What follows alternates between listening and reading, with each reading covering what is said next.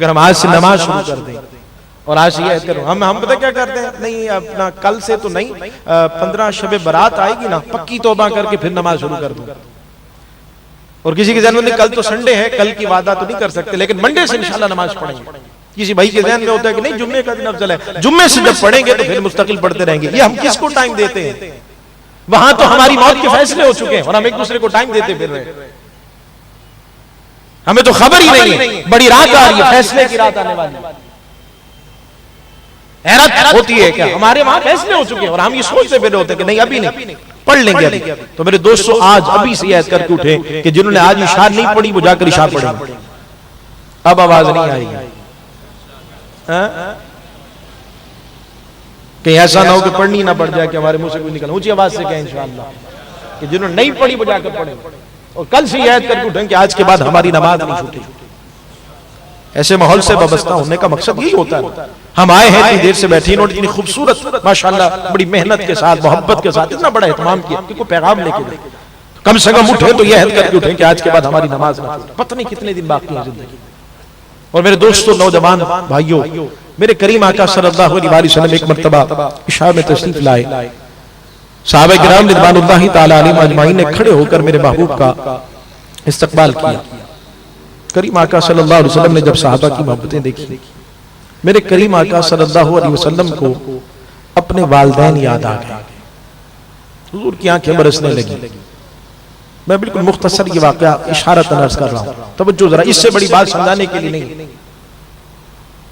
اس سے بڑی بات نہیں ہے والدین کے لیے. جہاں اولاد کے لیے والدین کو ایک پیغام دیا ہے، وہاں نوجوانوں کو بھی ایک پیغام عرض کر رہا ہوں کہ میرے دوستو یاد رکھنا کہ میرے کریم آقا صلی اللہ علیہ وسلم ارشاد فرمایا کہ والدین کو صرف دیکھنا محبت بری نگاہ سے دیکھنا، کیا ہے؟ صرف دیکھنا محبت بری نگاہ سے دیکھنا مقبول حج کا ثواب ہے. مقبول حج کا ثواب. اور ہم آج کیا کر رہے ہیں؟ آج والدین کو دھکے دیے جاتے ہیں، والدین کو مارا جاتا ہے. تو اس واقعے سے ذرا ایک ہی واقعہ عرض کر رہا ہوں، اس کو ذرا غور کیجئے گا اور سمجھیے گا کہ ماں باپ کا مقام کیا ہے. میرے محبوب علیہ السلام کو اپنے والدین یاد آ گئے اور فرماتے ہیں کاش آج میرے ماں باپ زندہ ہوتے، وہ دیکھتے اللہ نے مجھے کتنی عزتوں سے نوازا ہے، کتنا مقام عطا فرمایا. میں اس کو تھوڑی سی مثال دے کے سمجھانا چاہتا ہوں تاکہ بات واضح ہو جائے. میرے دوستوں اگر کسی نے غربت کا دور دیکھا ہو، جب اس کے پاس ماں باپ کی دوائیوں کے پیسے نہ ہوں، ڈاکٹر یہ کہہ دے کہ اپنی والدہ کو دوا دودھ کے ساتھ دے دی، تو بچہ پھر گھر لیٹ آتا ہے کہ ماں پوچھے گی دودھ کے لیے تو کیا جواب دوں؟ ایک دن ہوتا ہے، 2 دن ہوتا ہے، تیسرے دن ماں کہتی ہے، ماں تو ماں ہوتی ہے، ماں سمجھ جاتی ہے اور ماں کہتی ہے بیٹا تو گھر لیٹ نہ آیا. یہ ڈاکٹر تو ایسے کہہ دیتے میں نے تو 2 دن سے دوائی جو ہے وہ پانی کے ساتھ کھائی ہے، مجھے کچھ بھی نہیں ہوا، تو جلدی گھر آ جایا. جس نے ایسا غربت کا دور دیکھا ہو، پھر اللہ تعالیٰ اس پر کرم فرمائے اور پھر اس کے بعد گاڑیاں بھی ہوں، بینگلورز ہوں، عہدہ منصب پروٹوکول سب کچھ اس کے پاس ہو اور ماں باپ نہ ہو، اگر باوفا بیٹا ہے، باحیا بیٹا ہے، باغیرت ہے، تو یاد رکھیے گا کبھی نہ کبھی بیٹھ کر وہ عہدے اور منصب وہ سوچتا ضرور ہے، کبھی نہ کبھی اسے اپنے ماں باپ یاد ضرور آتے ہیں اور دل ہی دل میں پھر وہ سوچتا ہے، روتا ہے اور کہتا ہے کاش آج میرے ماں باپ ہوتے، کاش آج میری ماں مجھ سے کہتی، اسے اللہ نے اتنا نوازا ہوتا ہے، آج میرا باپ مجھ سے کچھ مانگتا، میں دنیا کی ساری دولت ماں باپ کے خدمت رکھ دیتا. لیکن اس وقت ماں باپ کے دوائیوں کے پیسے نہیں ہوتے تھے کہ ماں باپ کی دوائیاں لا سکے. اور پھر جب میرا رب نواز دیتا ہے اور اس وقت ماں باپ نہیں ہوتے تو سوائے آنسوں کے کچھ نہیں رہ جاتا. تو یاد رکھیے گا میرے کریم آقا صلی اللہ علیہ وسلم نے مکی زندگی میں بہت ساری تکالیف کا سامنا کیا. معاذ اللہ کبھی کس نے مجنوں کہا، کبھی کس نے دیوانہ کہا، کبھی کچرا ڈالا جاتا ہے، کبھی اوزریاں ڈالی جاتی ہیں، قبیلہ بنو ثقیف تشریف لے گئے تو پاؤں پہ پتھر مارے جاتے ہیں اور تکلیفوں کا دور دیکھا. لیکن اب وقت بھی آ گیا ہے، قرآن کی آیت آ چکی ہے، یا ایھا الذین آمنوا لا ترفعوا اصواتکم فوق صوت النبی، اے ایمان والو میرے محبوب کی آواز سے بھی اونچی آواز نہ کرنا. لے سانس بھی آہستہ کے دربار نبی ہے، آنکھوں سے بھی چلنا یا بے ادبی ہے. میرے محبوب کی آنکھیں نم ہیں. حضور فرما رہے کاش آج میرے ماں باپ زندہ ہوتے، وہ دیکھتے اللہ نے مجھے کتنی عزتوں سے نوازا، کتنا مقام عطا فرمایا. اب ذرا غور کیجئے گا جملوں پر. میرے محبوب فرماتے ہیں میں عشاء کی نماز پڑھا رہا ہوتا. کیا کرتا؟ عشاء کی نماز پڑھا رہا ہوتا. میرے محبوب فرماتے ہیں کہ میں سورہ فاتحہ کی تلاوت کر رہا ہوتا اور اندر سے میری ماں مجھے پیار سے آواز دیتی بیٹا محمد میری بات سنو. سرکار فرماتے ہیں میں نماز چھوڑ دیتا، پہلے جا کر اپنی ماں کی بات کو سنتا.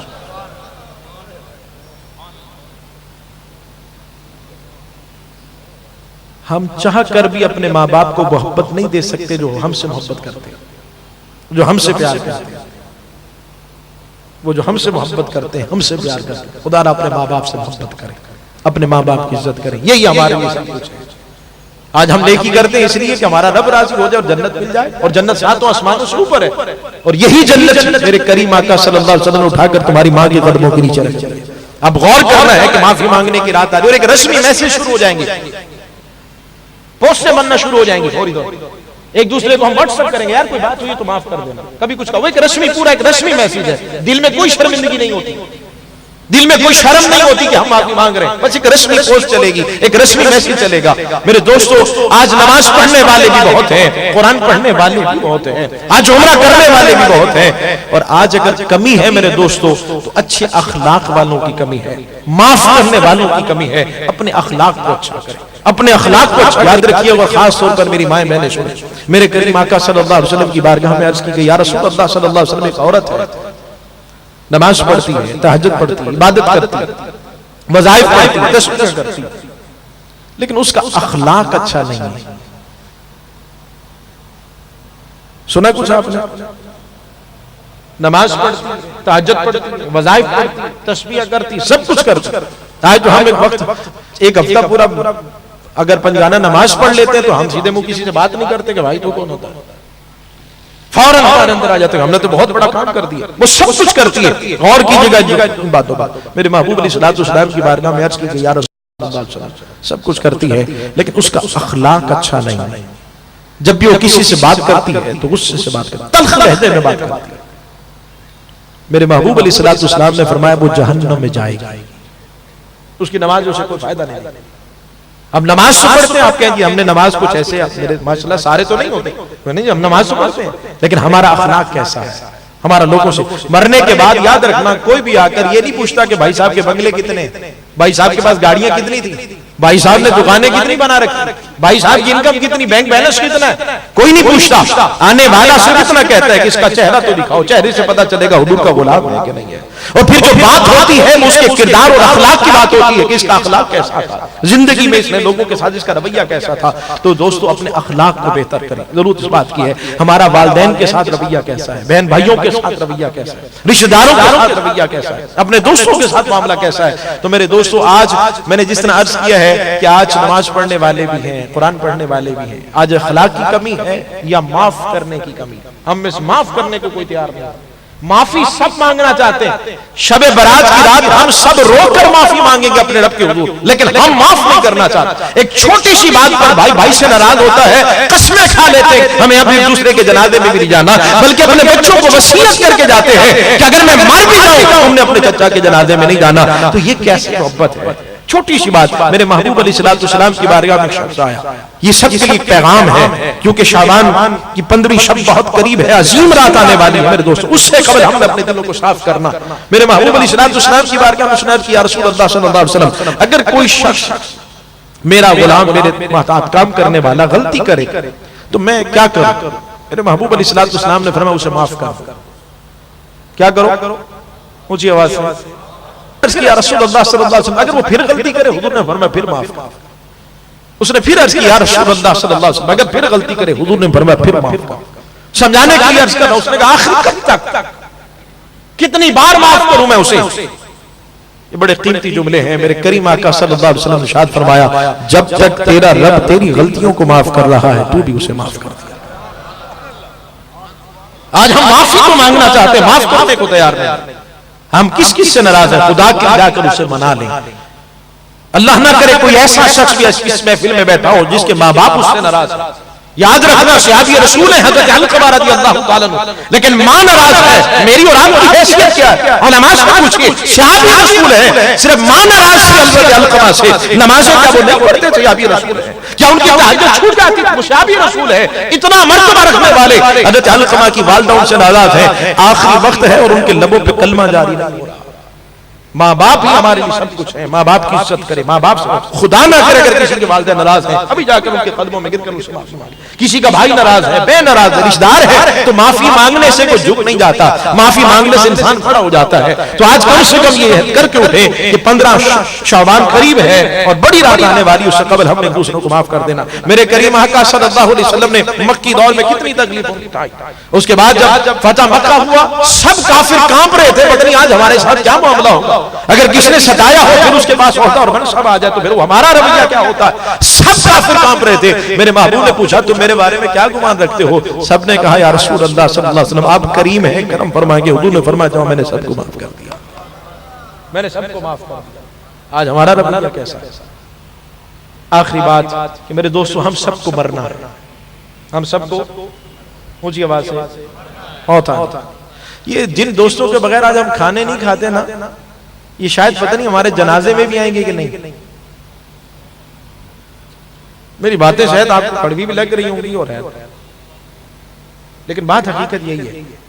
یہ تو ایک میسج کر دیتے کہ یار آج بیزی تھا میں آ نہیں سکا, بتا دینا اس کے بھائی کو, بتا دینا یار میں آفس میں پھنسا ہوا تھا ورنہ جنازے میں آ جاتا. نہیں آ سکتا. قبرستان جانا تو بہت دور کی بات ہے, جنازے میں نہیں آتے. چند عزیز رشتہ دار اگر قبرستان چلے جاتے ہیں, آپ نے دیکھا ہوگا کئی بار کہ چند لمحوں کے بعد وہ بھی پوچھتے ہیں کہ بھائی اور کتنا ٹائم لگے گا, ہم تو آفس سے گھنٹے کے لیے نکلے تھے, اور کتنا ٹائم لگے گا. چند قریبی رشتہ دار ہوتے ہیں جو تمہاری قبر پہ رکتے ہیں. میرے نوجوان بھائیوں, میری بہنوں, میری ماؤں, یہ جملے ہمیشہ یاد رکھنا. میری ساری باتوں کو بھول جائے اور ان جملوں کو ہمیشہ یاد رکھنا. قریبی رشتہ دار بھی ہو, آدھا گھنٹہ رکنے کے بعد وہ بھی چلے جاتے ہیں, اور قریبی ہوتے 1 گھنٹہ رک جاتے ہیں, دعا کرنے کے بعد وہ بھی چلے جاتے ہیں. جہاں سب چھوڑ دیتے ہیں اپنے پرائے دوست جن کے بغیر ہم کھانا نہیں کھاتے تھے, جن کے بغیر ہم پکنک پر نہیں جاتے تھے, جن کے بغیر ہم گھومنے پھرنے نہیں جاتے تھے, جن سے ہماری بھاری محبت تھی اور ہم دعوے کرتے تھے, ان کے بغیر تو ہم ایک لمحہ بھی زندگی ہم جی نہیں سکیں گے, مر جائیں گے. وہ سارے کے سارے عزیز و دوست چھوڑ کے چلے جاتے ہیں اور پھر کوئی واپس نہیں آتا. آج نوجوانوں کو اپنے باپ کی قبریں یاد نہیں ہے, کون دوستوں کی قبروں پہ جاتا ہے؟ کتنے ہیں جو اپنے دوست کو ہر فاتحہ میں یاد رکھتے ہوں گے. میرے دوستوں یاد رکھنا, جہاں سب چھوڑ دیتے ہیں, عزیز ہو, رشتہ دار ہو, دوست ہو, جہاں سب چھوڑ دیتے ہیں وہاں صرف حسنین کے نانا کام آتے ہیں, وہاں صرف حسنین کے نانا کام آتے ہیں. ان سے محبت کریں, ان سے عشق کریں, ان سے وفا کریں. میں نے یہ پیغام دیا ہے مختلف جو مجھے حکم دیا گیا تھا, میں نے چند باتیں آپ کے سامنے ٹوٹے ٹوٹے جملے آپ کے سامنے رکھے ہیں. نماز سے محبت کریں, قرآن سے محبت کریں, اپنے بچوں کو قرآن کی تعلیم دلوائیں. اس کے لیے خاص طور پر قاری صاحب کا اہتمام کریں جو اچھا قرآن بھی پڑھائے آپ کے بچوں کو, ساتھ میں انہیں میرے محبوب علیہ السلام کی سیرت بھی پڑھائے, اور اس کے ساتھ میں نے عرض کیا اپنے بچوں کو کثرت کے ساتھ درود پاک پڑھنے کا عادی بنائیں اور خود پڑھیں گے. آج شکایت کر کے اٹھیں کہ آج کے بعد ہمارا درود السلام کا ناغہ نہیں ہوگا. ایک تسبیح پڑھیں لیکن ناغہ نہیں کریں, چاہے ایک تسبیح پڑھیں, چاہے ایک تسبیح پڑھیں. شیخ واقعی فرماتے ہیں جو ہر کسی کو مانگنے پر ملتا ہے, جب دعا کی جاتی عبادت کے بعد جب اب دعا ہوگی, ہر کسی کو مانگنے پر ملتا ہے, پر درود و سلام پڑھنے والوں کو مانگنا نہیں پڑتا, اللہ بن مانگے ہمیں دیتا ہے. درود و سلام سے محبت کریں, اپنے بچوں کی تربیت کریں, انہیں تسمیہ لا کے دیں. خدا را اپنے اخلاق کو بہتر کریں. اگر ہم سے کوئی خفا ہے, ہم سے کوئی ناراض ہے, جا کر اس کے پاؤں پکڑیں, معافی مانگ. یہ زندگی ہے, ہم نے چلے جانا ہے, یہ ہمارا سب کی سیرت اور کردار رہ جائے گا. اور معاف کرنا شروع کر دیں, معافی مانگ. میرا رب بڑا کریم ہے, میرا رب بڑا کریم ہے, وہ بڑا مہربان ہے, وہ بڑا مہربان ہے. ہم تصور نہیں کر سکتے, جب ماں باپ کی محبت ہم نہیں سمجھ سکتے, وہ تو میری ماں سے بھی 70 گنا زیادہ پیار کرتا ہے.